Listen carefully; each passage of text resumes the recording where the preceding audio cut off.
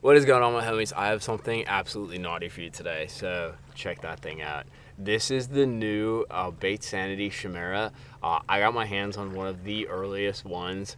Yeah, kind of naughty. It's a Tackle Warehouse exclusive, and what we're gonna do is a couple things. I'm gonna go through kind of how it's rigged, what it actually does, and then we're gonna test it because it all means nothing if it doesn't work, right? So we're gonna take it out and fish it a little bit. You can wide glide this thing, you can chop glide it, you can wake it, and then you can do your just standard glide retrieve kind of deal. What we're gonna do today probably is more of that chop retrieve, very popular, with the Chad Shad and things along those lines. It has kind of a fuzzy, kind of cool tail. That's all hair right there. Now, I made a few mods to it, and the reason being it comes with pretty small hooks, full disclosure, and it's also, in general, it's recommended 0 to 6 feet out of the package, so it's not gonna run deep enough for me. I'm gonna be fishing this thing in 8 to 12, 8 to 13 feet of water. So what I actually did is two things.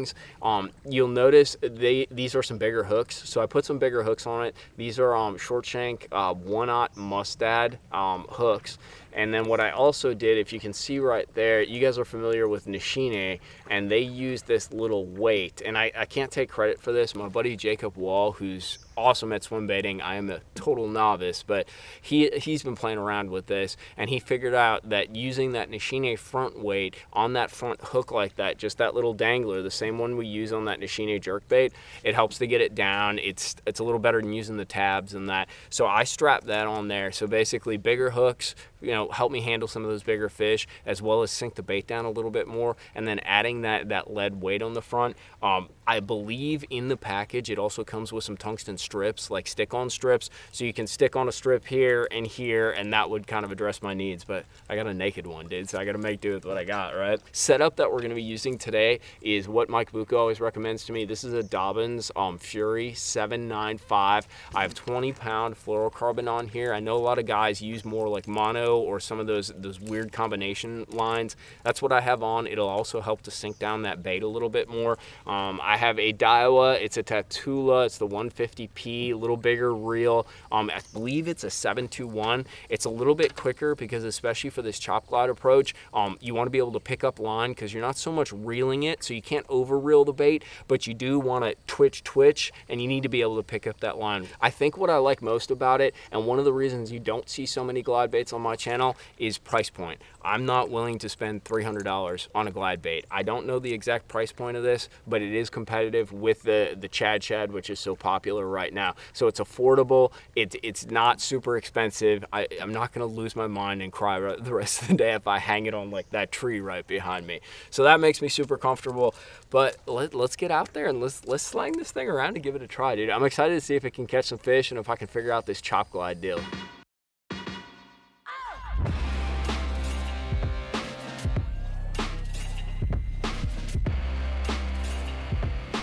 There we go. Got him. Oh, man, that is so cool. Oh, that is so cool. They all came up, dude. I don't know if that's a largemouth or a spot. It's a big old largemouth, dude. That is so awesome. That was freaking awesome, dude. There was like freaking 5 of them that came up. Here, I'm gonna get you back. I know it's warm, buddy. That is my first Baitsanity glide bait fish.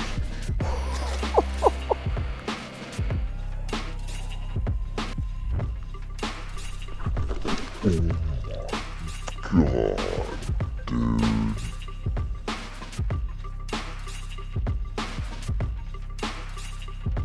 Oh my God, they're all over it. Oh my God. Dude, there's like freaking 4 of them. 5 of them. I gotta figure out the retrieve that's gonna get them to go.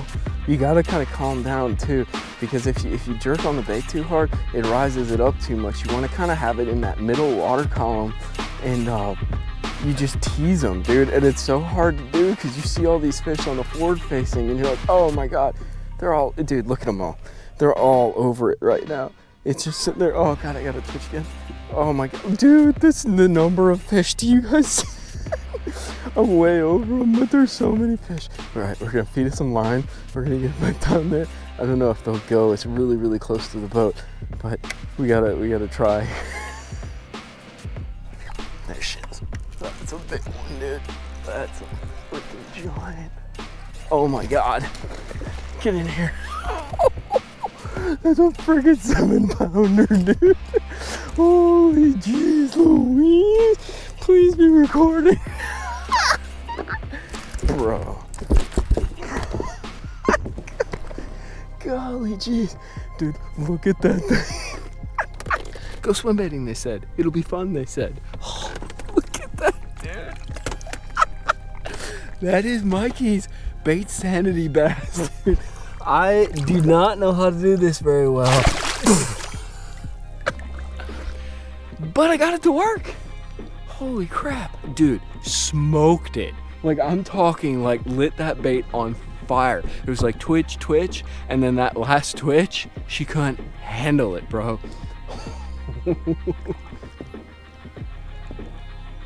Oh. Got him. Oh my God, did he fucking smoke it? I think one of the most important things with this is you gotta throw it to groups of fish, and that's why at least you can have side scan and mark a school, but having like that forward facing, I'll make a cast because I see like 5 or 6 of them. You want them to compete. And that's really the way, I talked to Jacob about it, and he's like, man, the real key is getting them to compete for the bait. If you're trying to just catch one solo fish during the winter, that's something that's possible.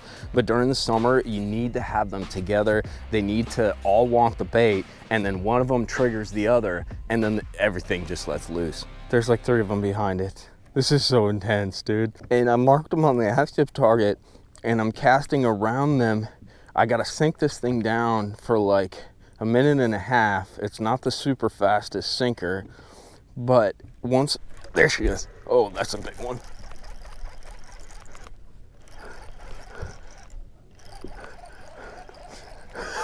Once I get it down, that's what happens, dude. Oh, look how fat that joker is. I gotta spot lock. And I'm just twitching it to try to, it's basically jerkbait fishing, dude. I'm using it like a chop glide to basically sort of tease them and bring them up and draw them into biting, dude. That is so cool. And then once they go, they just suck it up. And dude, that's like a 3.5 pounder, and it ate this bait, dude. This giant, like 7-inch bait. Bro. Bro, I think I'm hooked. Like that. I don't know, dude. That was pretty stupid. That one, that 6+, 7-pounder, dude. Like, she smoked it. Like, I'm talking like crank that thing. It was, and just. So this is pretty cool. It obviously works. Gunnersville super pressured, so if it works out here, it's gonna work just about anywhere.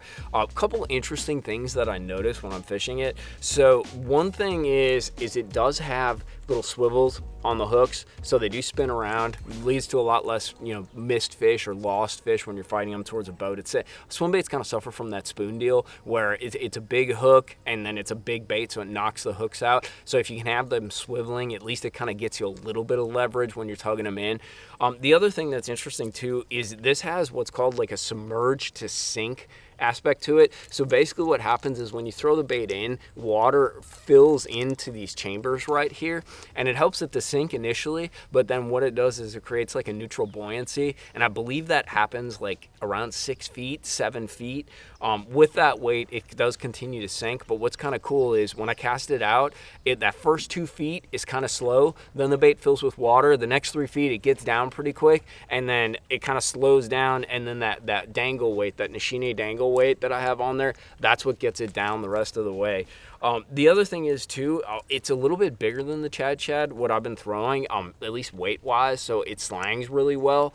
The chop is really good. It's sort of, to me personally, I don't have a ton of experience, but it's very all purpose. It's not awesome at anything, but overall, like for the price point that it's going to be at, it really holds true. And I did quite a few things. I had some fish schooling out there when I was catching them down deeper, and I actually slang it out and burned it, and it did a beautiful like darting back and forth, and for the most part it didn't lose itself. And that's what I find most with sort of my more like consumer oriented sort of entry level glides, is that, you know, when you do some faster sort of things with them, especially the chop, you see it a lot in the chop.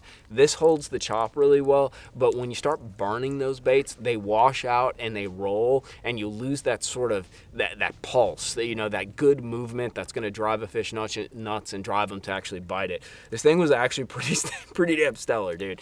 I'm sort of surprised because I've been disappointed more than I've been happy about them. I don't want to overfish the bait. That's one of the biggest mistakes, and it's the mistake I made when I started doing this chop thing, is that I was actually overfishing the bait.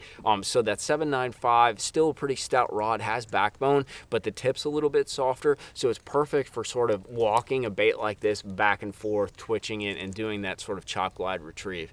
I have to say real quick that I would not be doing this if it weren't for my buddy Jacob Wall and my buddy Bo Spire. Jacob, dude, actually like smashed them throwing, I think it was a KGB or something like that, out on Lake Gunnersville during the MLF, and he's like, bro, you gotta try this. And I'm like, tell me how to do it. So he kind of put me on how to do this, and it's definitely takes some learning. It's not something that I was able to get, and I think I'm medium proficient at learning some of this fishing stuff. And thanks to Bo Spire, dude, that joker gave me the confidence to do it. I kept texting him. I'm like, bro, I can't figure this out. I don't know how to do it. He's like, stick with it. It will come, and all of a sudden the floodgates will open. Well, that's what happened today, dude. Absolutely stupid. And this bait was a huge part of it. It really fishes well for that chop retrieve in that deeper water. And what was cool is that neutral buoyancy aspect. When I'd put just a little bit of tension on the line, when I'd get it down to say 8 or 9 feet, it would just sit there, and I was able to kind of twitch it and not walk it up. One of the problems that we have with like the Chad Shad and a lot of these